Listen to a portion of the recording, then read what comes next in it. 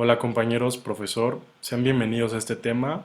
Les voy a hablar acerca de la depresión y por qué es un problema de salud en México. Bueno, en esta tabla podrán ver un poco la forma en la que voy a estar exponiendo mi trabajo.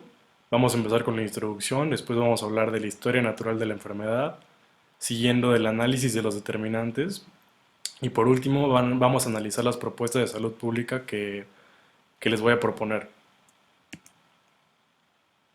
Bien, comenzando por la introducción.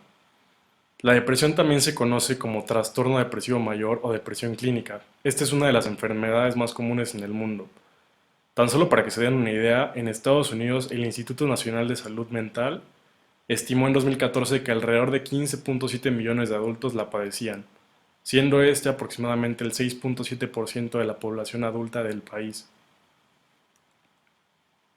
Pues, ¿qué es la depresión? Según la definición de la OMS, de la Organización Mundial de la Salud, la depresión es un trastorno mental frecuente que se caracteriza por la presencia de tristeza, pérdida de interés o placer, sentimientos de culpa o falta de autoestima, al igual que trastornos del sueño o del apetito, aunados a una sensación de cansancio y falta de concentración.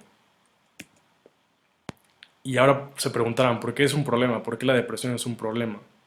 Pues bueno, la Organización Mundial de la Salud pronostica que para el año 2020 la depresión será la segunda causa de discapacidad en el mundo y la primera en países en vías de desarrollo como lo es México.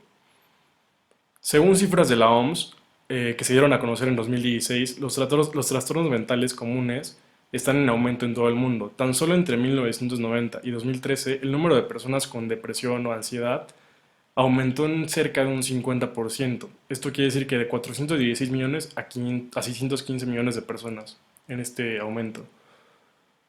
Cerca del 10% de la población mundial está siendo afectada por este mismo trastorno y también los trastornos mentales representan un 30% de la carga mundial de la enfermedad no mortal en el mundo.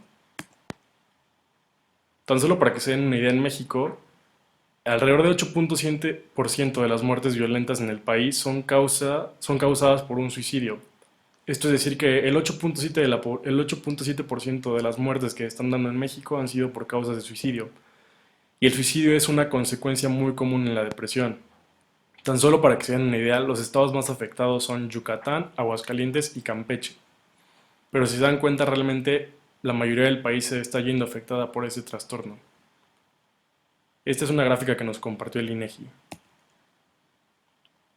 En esta infografía compartida por la Organización Mundial de la Salud y más bien hecha por el Departamento de Psiquiatría y Salud Mental de la Facultad de Medicina de la UNAM, con datos de la OMS, habla de cuál es el porcentaje de mexicanos que tienen un trastorno.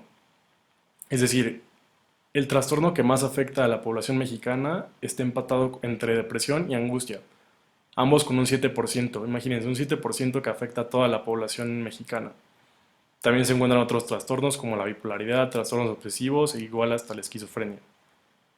Para entrar un poco en contexto, quiero que vean cómo uno de cada cuatro mexicanos entre la edad de 18 y 65 años se prevé que sufrirá un trastorno o un padecimiento mental y que de ese porcentaje de personas solamente uno de cada cinco recibirá ayuda profesional, lo cual nos lleva a la siguiente problemática, la cual habla de que solamente en México únicamente hay 46 hospitales psiquiátricos. En Puebla tenemos uno, más adelante les hablaré al respecto. También un poco de las estadísticas hablan de que solamente en México, por cada 100.000 habitantes, solamente hay 3.6 psiquiatras, lo cual habla de una deficiencia para atender los problemas psiquiátricos o relacionados a estos. También se habla de que solamente 22 instituciones cuentan con especialidad en psiquiatría para tratar los problemas psiquiátricos. También se habla de un porcentaje de quejas en el cual los hospitales psiquiátricos recibieron poca inspección o nula. Se habla de que el 33% de los hospitales psiquiátricos en México no recibió inspección, mientras que solamente el 67% recibió la inspección, cuando debería ser una inspección general y bien hecha en todos los hospitales. Bien, como les digo, estas fuentes son sacadas de la Organización Mundial de la Salud, pero la infografía fue compartida por el Departamento de Psiquiatría y Salud Mental de la Facultad de Medicina de la UNAM. Bueno, un poco del origen de la enfermedad. En su etiología se sabe que las causas genéticas son realmente por predisposición hereditaria. Esto quiere decir que si la depresión se había presentado en familiares o antepasados de la persona, es más probable que esa persona también lo sufra. En cuanto a los biológicos, se tiene la disfunción en neurotransmisores, también diferencias en la estructura cerebral de cada persona.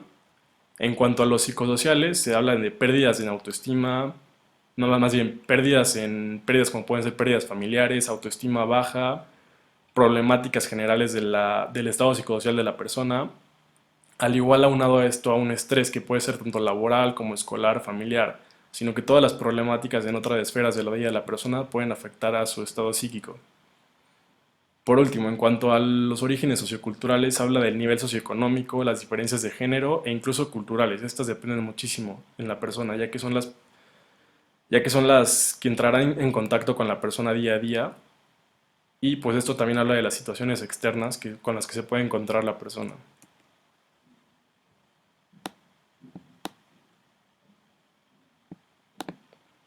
Bueno, en cuanto a la historia natural de la enfermedad, les voy a hablar del periodo prepatogénico. Se habla de que el agente de la depresión es realmente desconocido, aunque se debe a una condición del cerebro o una deficiencia de los neurotransmisores como lo pueden ser la serotonina y la dopamina. Las causas de la depresión pues realmente son genéticas, psicológicas, sociales o culturales como les mencionaba. El huésped pues realmente puede ser cualquier persona, aunque se estudia que el primer episodio aparece generalmente entre los 15 y 30 años.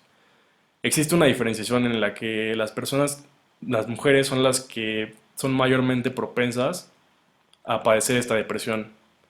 Esto se debe a que hay una menor incidencia en los hombres, sin embargo, esta tendencia va a la alza, sino que todo el mundo está siendo susceptible de sufrirla.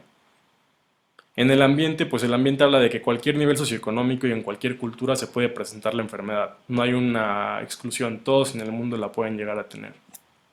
En cuanto al periodo patogénico, vamos a hablar primero del inicio de la enfermedad, la cual se puede dar por cambios mentales o incluso eventos postraumáticos. En la etapa primaria se habla de la exposición a cambios psicológicos, los cuales van acompañados de cambios en la conducta del paciente o de la persona. En la etapa secundaria se da la aparición de diferentes síntomas que pueden ser acompañados de ira. Por lo general se habla de tristeza, pérdida de interés y energía, incluso se llegan a presentar ideas de suicidio o ideas relacionadas a la muerte. En la etapa terciaria, aquí independientemente del tipo de diagnóstico específico o del trastorno depresivo que se haya diagnosticado a la persona, si la situación anímica del paciente supone una limitación en sus actividades habituales o una disminución en su capacidad funcional, es decir, se reduzca la funcionalidad de la persona en cualquier ámbito como lo sea el social, laboral o cualquier otro, se considera adecuado iniciar un tratamiento, ya sea, ya sea tanto con fármacos o psicológico, de psicoterapia, eso es a lo que me refiero. Bueno, en la etapa terminal se habla de que cuando existe una deficiente ayuda para superar la depresión, esta desencadena la bipolaridad o incluso una esquizofrenia, causando un desequilibrio mayor y llevando a la persona, al paciente, a un intento suicida.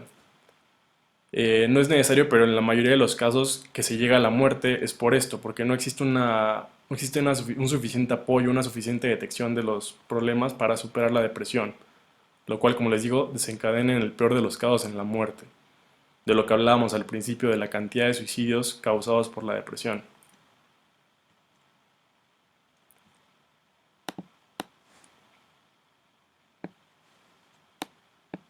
Y bueno, en cuanto a los niveles de prevención, en el nivel de prevención primaria encontramos la promoción de la salud, la cual habla de educar a la población a identificar los signos y síntomas de la depresión para hacer un diagnóstico y dar un tratamiento oportuno. En cuanto a los específicos, van de identificar tendencias depresivas para evitar cambios en la conducta o incluso evitar eventos traumáticos. En la prevención secundaria encontramos que, para empezar, la depresión no es diagnosticable mediante estudios de laboratorio o estudios en sangre, sino que se requiere una evaluación psicológica e integral, en este caso incluso hasta con un psiquiatra dependiendo del caso y de cómo lo sea necesario. El tratamiento se podría dar con terapias o como les mencionaba antidepresivos o cualquier fármaco que requiera necesario el psiquiatra. Para la prevención terciaria se habla de la rehabilitación, en la cual se puede hacer uso de terapia o grupos de apoyo. Aquí es donde se debe dejar muy clara la expectativa o el pronóstico de cada caso, de cada paciente. En cuanto a la limitación del daño, se necesita para esto un diagnóstico específico y un tratamiento oportuno. Mientras más específico sea el diagnóstico, habrá más maneras de atacarlo o de hacerle frente al problema. Y al tener un tratamiento oportuno, también se habla de la efectividad en la mejoría del paciente. Bueno, vamos a pasar ahora al análisis de determinantes según el modelo de Mark Lalonde. Bueno, en cuanto a los factores biológicos, se habla de factores genéticos, los cuales pueden ser la disfunción en neurotransmisores, también una deficiencia en la captación de serotonina o dopamina, o de incluso otros neurotransmisores. Se habla de alteraciones en áreas del cerebro o incluso otras patologías. Por ejemplo, cuando hay personas que están afectadas en la glándula de la tiroides, llegan a presentar depresión. ¿Por qué? Porque la glándula de la tiroides tiene una afección en las hormonas de la persona y estas hormonas causan un estado depresivo en la persona, lo cual puede evolucionar y evolucionar en caso de no ser tratado, hasta tener las consecuencias más graves como ya conocemos. La diabetes también es una enfermedad que afecta mucho a las personas, lo cual también puede crear un estado depresivo, tanto biológico como también mental por la misma enfermedad. En cuanto a los determinantes ambientales, existe la situación socioeconómica. Esta puede afectar mucho a las personas también generando esta depresión. Los acontecimientos traumáticos, como ya veíamos, hay situaciones que generan un trauma en la persona, un estrés general que causa como resultado una depresión post el evento. También está la influencia en los medios de comunicación, más bien la influencia de los medios de comunicación en la persona. Hoy en día vivimos en la época de la comunicación, la época en la que todo está conectado. Entonces estos medios también pueden resultar perjudiciales o no favorables para las personas, dándoles así como resultado el generar esta patología. Por último tenemos la situación laboral. Hoy en día la situación laboral por el contexto socioeconómico en el que nos encontramos en el mundo o de manera global es muy importante. Cuando las personas no tienen trabajo realmente se ha encontrado que se deprimen o no se sienten suficientes y este sentimiento de insuficiencia es lo que genera en muchas ocasiones la depresión. En cuanto a los estilos de vida, se habla de que poca actividad física, es decir, el sedentarismo, es causa grande para la depresión, ya que no se está trabajando, no se está generando la serotonina necesaria y al tener poca actividad física, pues esta tampoco se genera. El abuso de sustancias también sustancias como el alcohol o las drogas, el alcohol es un depresivo, entonces puede generar a largo plazo un estado depresivo mayor en las personas. También las pocas horas de sueño son un factor determinante, ya que si el cerebro no descansa lo suficiente, este se puede deprimir también en cuanto a un nivel químico. Una deficiencia alimenticia también puede provocar esta depresión, ya que el cerebro no está teniendo los suficientes nutrientes para trabajar de manera adecuada.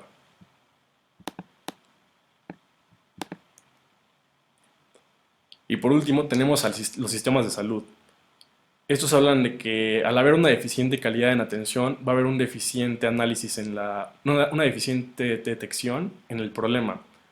También al existir un cuadro básico de medicamentos, es decir, que no haya la suficiente atención médica o el suficiente, llamémoslo, suplementación de medicamentos, hablan de que no se va a poder atender la necesidad de todos. O sea, si no hay medicamentos para las personas que los necesitan realmente porque están en una depresión muy profunda, pues no podrán tratarse, ya que estos medicamentos realmente se consideran caros. Y como son a largo plazo, se toman por periodos largos de tiempo, no todas las personas los podrían adquirir de manera en una farmacia privada. Bueno, tampoco hay un gran seguimiento a la enfermedad. En mi caso personal, yo estuve haciendo prácticas en el Batán, que es el hospital psiquiátrico en Puebla, y muchos de los casos que nos llegaban o que llegamos a tener, dimos cursos de depresión específicamente, y nos hablaban de que había momentos en que, o había meses en los que no se les podía dar el medicamento porque no lo había en existencia. Entonces, esta escasez de medicamentos también provoca que las personas dejen de darle seguimiento a su trastorno o a su enfermedad. Tampoco no había muchas pláticas como para hacer conciencia o de cómo tratarse, entonces las personas pensaban que ya eran casos perdidos. Nos llegamos a encontrar o topar con varias personas que realmente estaban deprimidas, pero querían dejar de estarlo. Pero por lo mismo de que no había opciones, se veían obligadas a abandonar el tratamiento. Esto nos lleva a la falta de promoción del cuidado en salud mental y también las prioridades en política de salud del país afectan muchísimo a la manera en que las personas se van a ver beneficiadas o la manera en la que las personas pueden acercarse a los centros de salud. Bueno, por último les voy a hablar de mis propuestas. Mis propuestas de política pública, pues bueno, son cinco. La primera es escolar. Yo creo que la escuela es el lugar donde más pequeño se puede tener un target o un objetivo de personas para hacer educación referente a cómo identificar la depresión. Si los niños pequeños o los niños desde edad temprana saben cómo identificar la depresión, podrán pedir ayuda a una edad más temprana, evitando problemas que les puedan ser más graves a lo largo de su vida. También bueno, mi segunda propuesta es en el sistema de salud. Mi propuesta sería trabajar en programas de tratamiento y prevención que den acceso efectivo a zonas tanto marginadas como urbanas a estos servicios de salud, ya que si hay un mayor acceso va a haber una disminución en el problema, o más bien va a haber un mayor tratamiento al problema, lo cual a largo plazo nos ayudará a disminuirlo. Mi tercera propuesta es la psicoeducación. Yo creo que es muy importante tener una educación mediante la difusión masiva acerca de la depresión y sus consecuencias. Es importante que las personas de cualquier edad o de cualquier contexto sepan cómo pedir ayuda y cómo identificar generalmente los problemas de la depresión. Al igual es importante que estén conscientes de las consecuencias. Cuando una persona está consciente de las consecuencias, se preocupa por evitarlas realmente.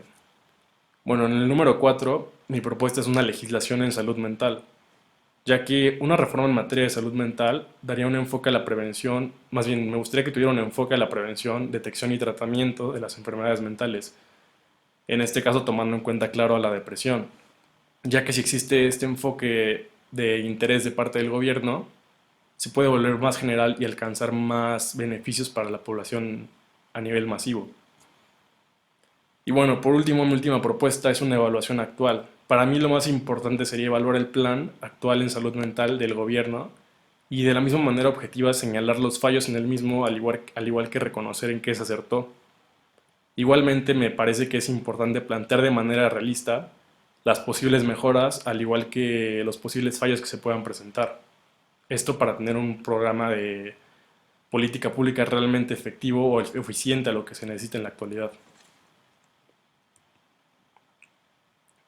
Pues bueno, estas son mis referencias. Les agradezco mucho su tiempo. Espero tengan un buen día.